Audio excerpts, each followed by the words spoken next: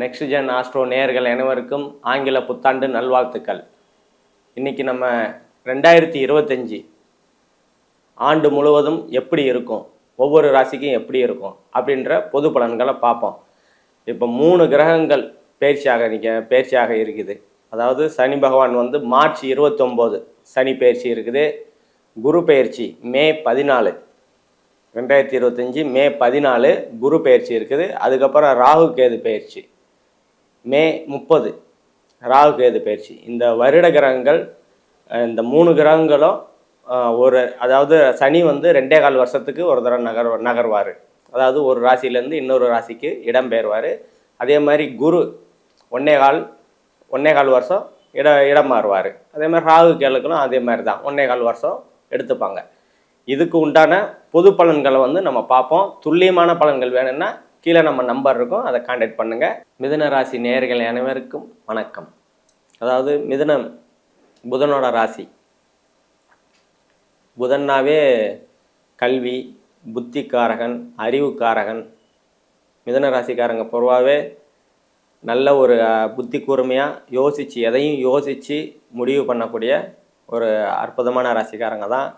இந்த ராசியில் இப்போ குரு பகவான் வர்றதுனால மேற்கொண்டு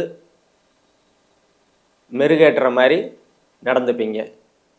மே 14 குரு பயிற்சி இருக்குது. அதிலிருந்து உங்களை அந்தஸ்து, கௌரவம், மதிப்பு, மரியாதை எல்லாமே ஒரு அற்புதமாக இருக்கக்கூடிய ஒரு நல்ல காலகட்டங்கள் தான்.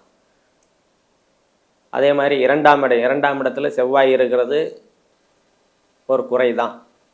ஏன்னா 2ஆம் இடம் வந்து தனம், பணம் வரக்கூடிய இடம். 2ஆம் இடத்துல அசுபராகி நீச்ச நிலையில் வேற இருப்பார். அதனால் பேசுகிறது கொஞ்சம் பார்த்து, ஏன்னா வார்த்தைகளை வந்து கொஞ்சம் பார்த்து ஜாகிரதை. ஏன்னா செவ்வாய்னாலே கோபம்தான். அது வாக்குஸ்தானத்தில் இருக்கிறதுனால வார்த்தைகளை கொஞ்சம் பார்த்து பிரயோகப்படுத்துறது உங்களுக்கு நன்மையை கொடுக்கும். குடும்பத்தில் சிறு சிறு பிரச்சனைகள் வந்து விலகக்கூடிய அமைப்புகள் இருக்கும். இதை நம்ம பார்த்து ஜாக்கிரதையாக பேசிட்டாலே பிரச்சனைகள் வராது. அந்த மாதிரி பக்குவப்படுத்திக்கோங்க உங்களை. அதே மாதிரி 3ஆம் இடத்துல கேது பகவான் இருக்கிறாரு. இளைய சகோதரன் தைரியம் மீறிய ஸ்தானம்னு சொல்லுவோம். உங்கள் தன்னம்பிக்கையை கொஞ்சம் கேது வந்து கொஞ்சம், ஆனால் சூரியன் வந்து சூரியனோட வீடு கேதுக்கு பிடிக்காத வீடு. ஏன்னா அது வந்து ஒளிக்கிரகங்கள். சூரியன் வந்து ஒளிக்கிரகம், இது வந்து நிழல் கிரகன்றனால அந்தளவுக்கு வந்து ராகு போல் கெடுக்க மாட்டார் கேது. அதனால் இளைய சகோதரனால் கொஞ்சம் மனக்கசப்புகள் உண்டாகும். உங்கள் தைரியம் கொஞ்சம் வந்து முதல்ல இருந்த தைரியம் வந்து இந்த காலகட்டத்தில் இருக்காது. மே 30 ராகு கேது பயிற்சி வருது. அதிலிருந்து அதே மாதிரி உங்களோட 4ஆம் இடத்துக்கு சனியோட பார்வை இருக்குது. தாயோட உடல்நிலையில் கொஞ்சம் கவனமாக இருக்கிறது உங்களுக்கு நல்லது. வீடு வாகனம் வாங்கணுன்னா கொஞ்சம் யோசனை பண்ணி, உங்களுக்கு இப்போதைக்கு அந்த அமைப்பு இருக்குதா அதெல்லாம் பார்த்துட்டு யோசனை பண்ணி செய்யுங்க. பிற்பாடு 5ஆம் இடத்துக்கு உங்கள் ராசியிலேருந்து குரு வந்து 5ஆம் இடத்தை பார்க்கறதுனால குழந்தைகளால் ஒரு அற்புதமாக பேர் எடுக்கக்கூடிய தன்மைகள்லாம் உங்களுக்கு இருக்கும். குழந்தைகள் உங்களுக்கு கௌரவத்தை தேடி கொடுக்கக்கூடிய ஒரு அற்புதமான காலகட்டங்களாக இருக்கும். குழந்தைகள் வந்து உங்களை புரிஞ்சிப்பாங்க, நீங்கள் வந்து குழந்தைகளை புரிஞ்சிக்கிற ஒரு அற்புதமான ஒரு தன்மைகள்லாம் இந்த காலகட்டத்தில் இருக்குது. 6ஆம் இடம் வந்து இயல்பாக இருக்கிறதுனால வேலைகள்லாம் வந்து நல்லாவே போகும். ஏற்கனவே பிரச்சனைகள் இருந்ததெல்லாம் அதெல்லாம் வந்து சரியாகக்கூடிய ஒரு தன்மைகள்லாம் இருக்குது. அதே மாதிரி கடன், நோய் எதிரி ஸ்தானம்னு சொல்லுவோம். கடன், நோய் எதிரி ஸ்தானம். கடன்னா வந்து இயல்பாக இருக்கிறதுனால கடன் வந்து சுப கடன் வரும். அதே மாதிரி ஏதாவது நோய் இருந்ததுன்னா அதெல்லாம் விலகக்கூடிய தன்மைகள்லாம் உங்களுக்கு உண்டாகும். 7ஆம் இடத்துக்கு குருவோட பார்வையும் இருக்குது, சனியோட பார்வையும் இருக்கிறதுனால 7ஆம் இடம் வந்து கலத்திரஸ்தானம்னு சொல்லுவோம், கணவன் மனைவி ஸ்தானம். அது சனி பகவான் பார்க்கறதுனால கணவன் மனைவிக்கிடையே சிறு சிறு பிரச்சனைகள் இருக்கும். ஆனால் குரு தனது 7ஆம் பார்வையாக பார்க்கறதுனால அந்த பிரச்சனைகள் வந்து சால்வ் ஆகக்கூடிய பிரச்சனைகளாக தான் இருக்கும். ஏற்கனவே போன வருஷம் வரைக்கும் பிரச்சனைகளாகவே இருக்குது அப்படின்னா இந்த காலகட்டத்தில் கண்டிப்பாக குரு தனது 7ஆம் பார்வையாக பார்க்கறதுனால கணவன் மனைவிக்கிடையே ஒரு அந்யுன்யமாக ஒரு நல்ல ஒரு அமைப்புகள்லாம் உண்டாகும். சனி தனது 10ஆம் பார்வையாக பார்க்கறது அந்த குரு பார்வை வந்து நிவர்த்தி பண்ணிடும். பெருசாக வந்து பிரச்சனைகள் வந்து வலுக்காது. அதே மாதிரி நண்பர்கள் ஸ்தானம், தொழில்துறை பார்ட்னர் ஸ்தானம், கூட்டு தொழில் போட்டு நண்பர்கள் கூட்டு தொழில் பண்ணுறவங்களுக்கெல்லாம் இது ஒரு அற்புதமான காலகட்டங்கள் தான். போன வருஷம் வரைக்கும் நல்லாவே இல்லை, சரியாகவே புரிஞ்சிக்கலை, அவர் நண்பர் வந்து சரியாக புரிஞ்சிக்கலை, அந்த மாதிரி தன்மைகள்லாம் வந்து குரு பார்க்கறதுனால எல்லாமே விலகக்கூடிய தன்மைகள்லாம் நல்லாவே இருக்கும். உங்களோட 8ஆம் இடத்துக்கு செவ்வாயோட பார்வை இருக்கிறதுனால தடை தாமதம், செவ்வாய் வந்து கொஞ்சம் தடை தாமதங்களை உண்டு பண்ணுவார்.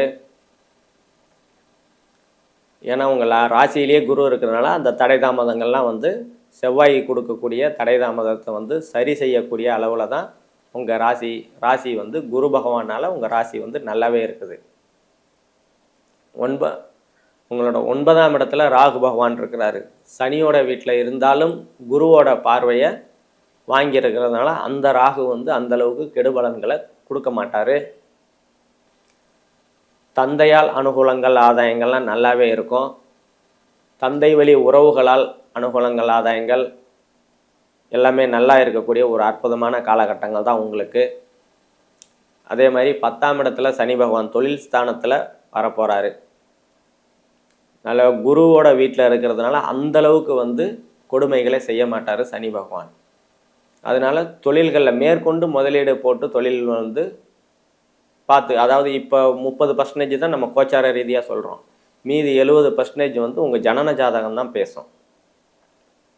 அதனால் தொழில் மேற்கொண்டு பண்ணுறவங்கெல்லாம் கொஞ்சம் பார்த்து யோசனை பண்ணி செஞ்சுக்கிறது இந்த காலகட்டத்தில் உங்களுக்கு நன்மையை கொடுக்கும். அதே மாதிரி 11ஆம் இடம் லாபஸ்தானம், இளைய மனைவி ஸ்தானம், மூத்த சகோதரம், அந்த இடங்கள் வந்து இயல்பாக இருக்கிறதுனால மூத்த சகோதரனால் அனுகூலங்கள் ஆதாயங்கள் அதெல்லாம் நல்லாவே இருக்கும். அதே மாதிரி முதல் திருமணம்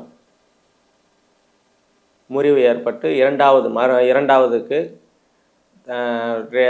பார்த்துக்கிட்டு இருக்கிறவங்களுக்கெல்லாம் இந்த காலகட்டத்தில் கண்டிப்பாக அமையக்கூடிய வாய்ப்புகள்லாம் வந்து நல்லாவே இருக்குது. அதே மாதிரி மூத்த சகோதரனால் கொஞ்சம் அனுகூலங்கள் ஆதாயங்கள்லாம் நல்லா இருக்குது. லாபங்கள்லாம் வரக்கூடிய லாபங்களில் வந்து ஒன்றும் குறைவு இருக்காது. 10ஆம் இடத்துல சனி பகவான் இருந்தாலும் அதான் குருவோட வீட்டில் இருக்கிறதுனால அந்தளவுக்கு கெடுக்க மாட்டார். அதனால் வர வேண்டிய லாபங்கள்லாம் வந்து உங்களுக்கு சரியாக வரும். அதே மாதிரி 12ஆம் பாவகத்துக்கு சனியோட 3ஆம் பார்வை இருக்கிறதுனால இந்த வெளிநாடு போகணும் அப்படின்னு நினச்சிக்கிட்டு இருக்கிற மிதுன ராசிக்காரங்கள்லாம் கொஞ்சம் சனி வந்து கொஞ்சம் தாமதப்படுத்துவார்.